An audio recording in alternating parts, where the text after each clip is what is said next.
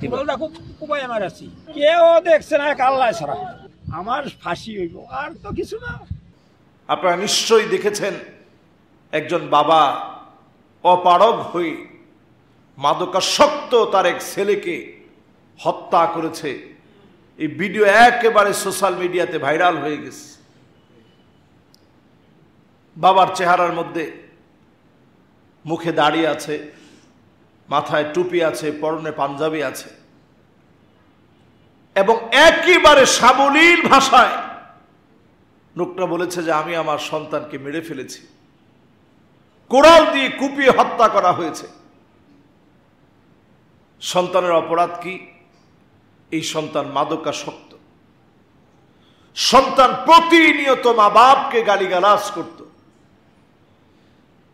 মাদকাসক্ত হয়ে drug addicted এই ছেলে প্রতিনিয়ত মা বাবাকে প্রেসার দিত টাকা পাওয়ার জন্য।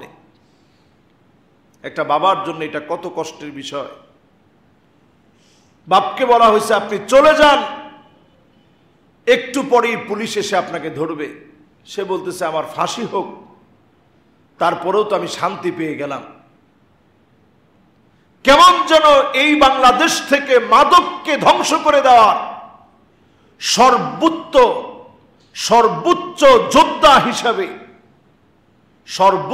যোদ্ধা হিসেবে আল্লাহর গোলাম তার সন্তানকে পর্যন্ত মারতে দ্বিধাবোধ করে নাই। সন্তানকে মারার আগে 3টা নসিহত সবার জন্য। সন্তান দুনিয়া থেকে চলে গেছে, আমার আপনার করণীয় কিছু ছিল কিনা? 3টা নসিহত হযরত ওমর ফারুক রাদিয়াল্লাহু তাআলা আনহুর সামনে দাঁড়িয়ে ঘটনা ঘটেছে। ওমর ফারুক রাদিয়াল্লাহু তাআলা আনহুর সামনে বাপ এসে বিচার দায়ের করেছে। সন্তান কথা শোনে না, প্রতিনিয়ত গালিগালাজ করে। আমি আপনার কাছ থেকে বিচার চাই। খলিফাতুল মুসলিমিন, আমিরুল মুমিনিন হযরত ওমর ফারুক রাদিয়াল্লাহু তাআলা আনহু সন্তানকে ডেকে আনলেন, কঠিন বিচার করবেন।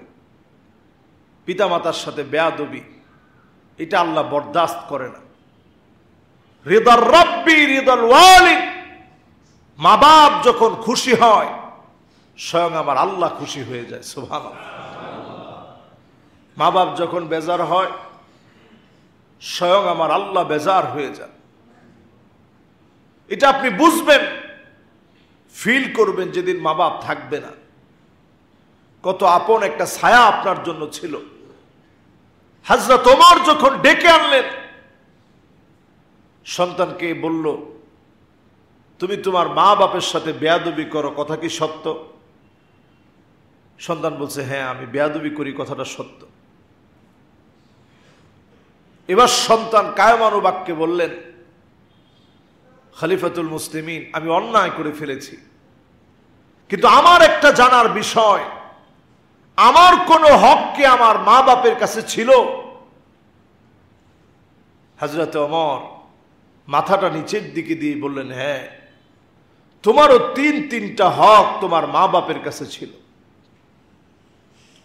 1 নাম্বার তোমার হক ছিল তোমার মা একজন নেককার, একজন দিনদার, একজন মহিয়সী হবে তোমার মা, এটা তোমার প্রথম অধিকার ছিল।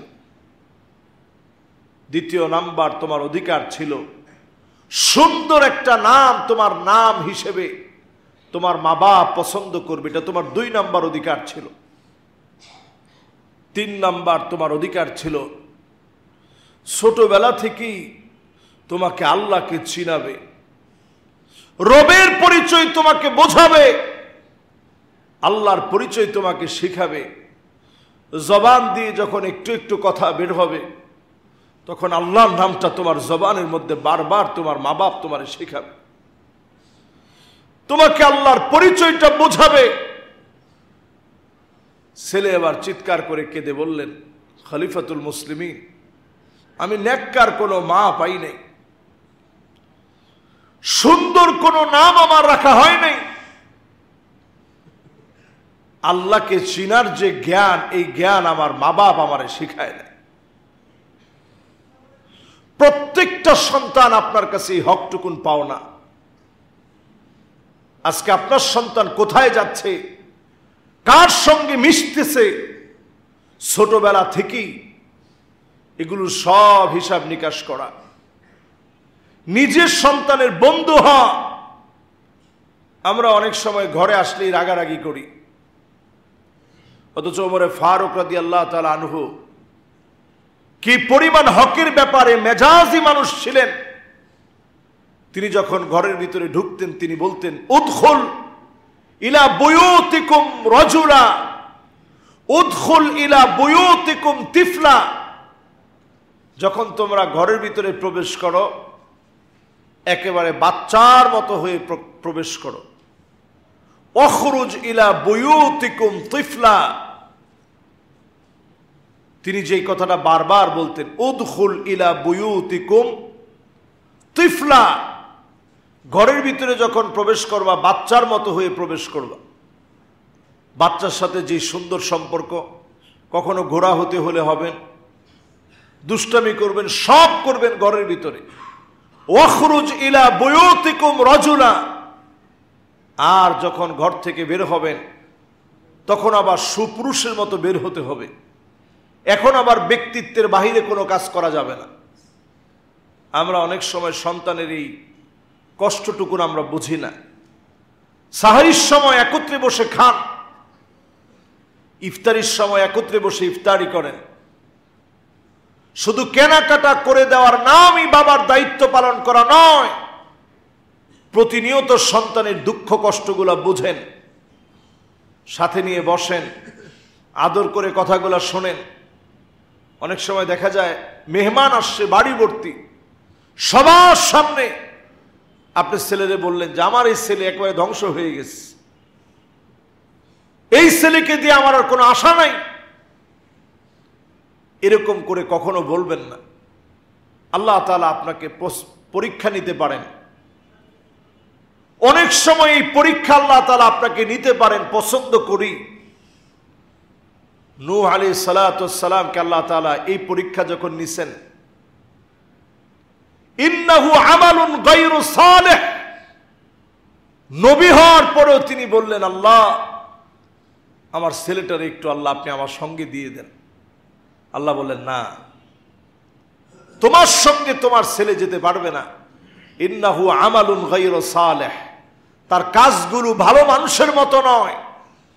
সে নামে তোমার ছেলে হতে পারে, প্রকৃত পক্ষে সে তোমার ছেলে হতে পারে নাই। সুতরাং সে তোমার নৌকায় উঠতে পারবে না। নূহ আলাইহিস সালাম নিতে পারেন নাই। এজন্য সন্তান আদির জন্য সবসময় দোয়া করা। আলী রাদিয়াল্লাহু তাআলা আনহু দামি দুইটা নসিহত করতেন। লা ইয়াখাফান্নাল আবদু ইল্লা যামবাহ ওয়া লা ইয়ারজুন্না ইল্লা রাব্বাহ। সব সময় গুনাহগুলোকে ভয় করে চলেন। আল্লাহ আমি অনেক বড় অন্যায় করে ফেলেছি, আমার গুনাহগুলোর কারণে আমার পরিবারের এই অবস্থা, আমার গুনাহের কারণে আমার রিজিক প্রতিনিয়ত কমে যাচ্ছে, আমার গুনাহের কারণে প্রতিনিয়ত মালিক আপনি আমাকে পরীক্ষা নিচ্ছেন। প্রতিনিয়ত নিজের গুনাহগুলোর কথা মনে করেন, নিজের গুনাহগুলোর কারণে রিজিক কমে যাচ্ছে, সন্তান কথা শোনে না, সকল রকমের বিপদ আপদ গুনাহের কারণে হচ্ছে। প্রতিনিয়ত নিজের অন্তরে এটা মনে করেন। ওয়ালা ইয়ারজুন্না ইল্লা রাব্বাহ, আল্লাহর কাছে শুধুমাত্র কেবলমাত্র আশা করেন। দোয়া কবুল করার সময় মালিকের কাছে দোয়াটা মন থেকে করেন। এই বেজোড় রাতগুলো তালাশ করে করে শেষ দশকে মালিকের কাছে দোয়াগুলা করেন। অবশ্যই যিনি আমাকে আপনাকে কবুল করে নেবেন তিনি কে? কালীগঞ্জের, আপনারা জানেন গাজীপুর কালীগঞ্জের জামালপুরের এই ঘটনা পুরো ফেসবুকে ভাইরাল হয়ে গেছে। সত্যি সে বাপকে দেখে আমার খুব কষ্ট লেগেছে যে একটা বাপের মনে কত কষ্ট থাকলে পরে বাপ হয়ে তার সন্তানের শরীরের মধ্যে কুড়াল চালাতে পারে, চেহারার মধ্যে কুড়াল দিয়ে কুপিয়ে হত্যা করেছে। কত কষ্ট বাপের মনে জমলে পরে এটা হতে পারে। জিজ্ঞাসা করা হয়েছে কোন সময় মারছেন? বলছে ফজরের আগ সময়ে। দুনিয়ার কেউ দেখে নাই, নিজ হাতে নিজের সন্তানকে মেরেছে, আইন হাতে উঠিয়ে নিয়েছে, পুলিশকে ভয় করে নাই, দুনিয়ার কোন মানুষ কোন সমালোচনা করবে কিচ্ছু ভয় পায় নাই। মনের ভিতরে দুঃখ জমতে জমতে জমতে জমতে এত জমে গেছে। রমাদানের এই শেষ সময়ে এই মেসেজটুকুন আপনাদেরকে দিতে চাই, সন্তান কার সঙ্গে চলে, কার সাথে মিশে, কার সাথে যায়, এটা প্রতিনিয়ত আপনি খবর রাখেন। দেখেন বন্ধু বান্ধব থাকবে না যুবকদের, এটা হতে পারে না। বন্ধু বান্ধব ছাড়া চলবে কেমনে?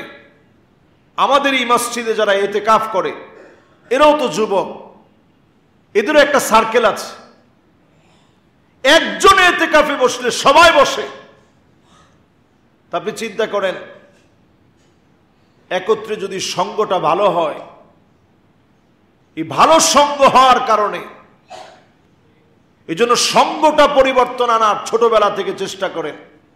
কার সঙ্গে মিশতেছে, কার কাছে যাচ্ছে, ছোটবেলা থেকেই অন্তত দ্বীনের বেসিক বিষয়গুলো শেখানোর চেষ্টা করেন। সন্তানদের সামনে নিজেকে আদর্শবান মা হিসাবে গড়ে তোলেন, প্রতিনিয়ত শিক্ষা দেন এই আদর্শগুলো ইসলামের। বাপ তুমি ইসলাম মেনে চলো, সন্তানকে আদর করে নসিহত করে বোঝান। এই সন্তান যেন পরীক্ষার কারণ হয়ে দাঁড়ায়, এমন সন্তান যেন না হয়। কুররাতা আয়ুনি ওয়াজআলনা লিল মুত্তাকিনা ইমামা, চক্ষু শীতল করা সন্তান যেন হয়। এজন্য প্রতিনিয়ত দোয়া করা লাগবে আল্লাহর কাছে। আজকের এই জুমাতে যারা যারা আমরা বসছি, কদরের রজনী পাওয়ার পরেও ওই সন্তান আল্লাহর কাছে মাপ পায় না যে পিতামাতার সাথে খারাপ ব্যবহার করে, ধমক দিয়ে কথা বলে, জাড়ি মেরে কথা বলে, পিতামাতাকে দুঃখ কষ্ট দিয়ে কথা বলে। এরকম সন্তানের দোয়া আল্লাহ কবুল করেন না। হাদিসের ভিতরে যাদের কথা পাওয়া যায় এদের মধ্যে অন্যতম হচ্ছে মা বাপকে যারা কষ্ট দিয়ে কথা বলে, আল্লাহ পাক এদের দোয়াটা কবুল করেন না। মা বাপকে যারা কষ্ট দিয়ে কথা বলে, আল্লাহ পাক এদের ভাগ্য পরিবর্তন করেন না। 5টা কারণে ভাগ্য পরিবর্তন হয়। আল কাদরু কাদরান, ভাগ্যটা আল্লাহ তাআলা ফিক্সড করে রেখেছেন। কলমটার কালি শুকিয়ে গিয়েছে, জাফাল কলম, কলমের কালি শুকিয়ে গিয়েছে। তারপরেও আল্লাহ রাব্বুল আলামিন 5 কারণে ভাগ্য পরিবর্তন করে থাকেন।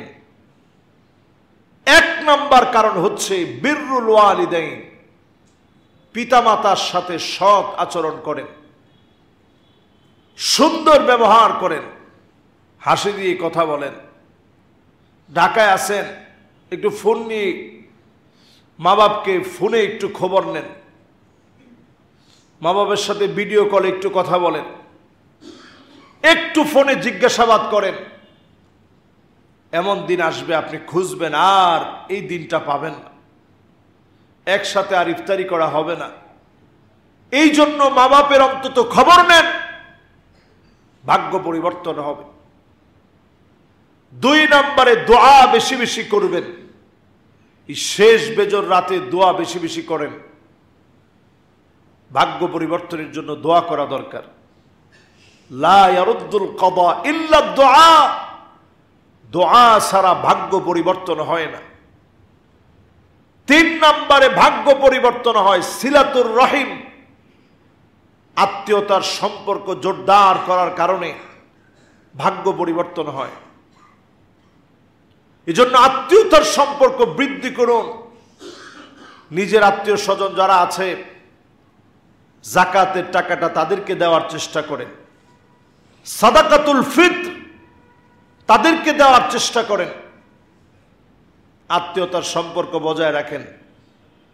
আপনার যাকাত আসে নাই, তারপরেও কিছু টাকা অন্তত তাদের হাতে দেন, একটু খোঁজ খবর নেন। এই সময়টা আমাদেরকে এই বিষয়গুলো বারবার মনে করায় দেয়।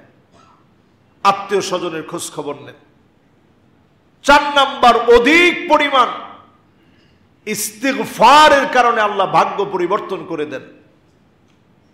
মান লাজিমাল ইস্তিগফার জাআলাল্লাহু লাহু মিন কুল্লি দাইকিন মাখরাজা ওয়া মিন কুল্লি হাম্মিন ফারাজা।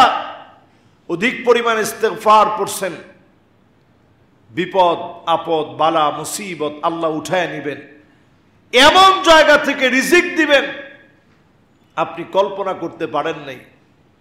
সব রাস্তা বন্ধ হয়ে গেছে, আল্লাহ দেখবেন বের হওয়ার রাস্তা বাতলে দিয়েছে।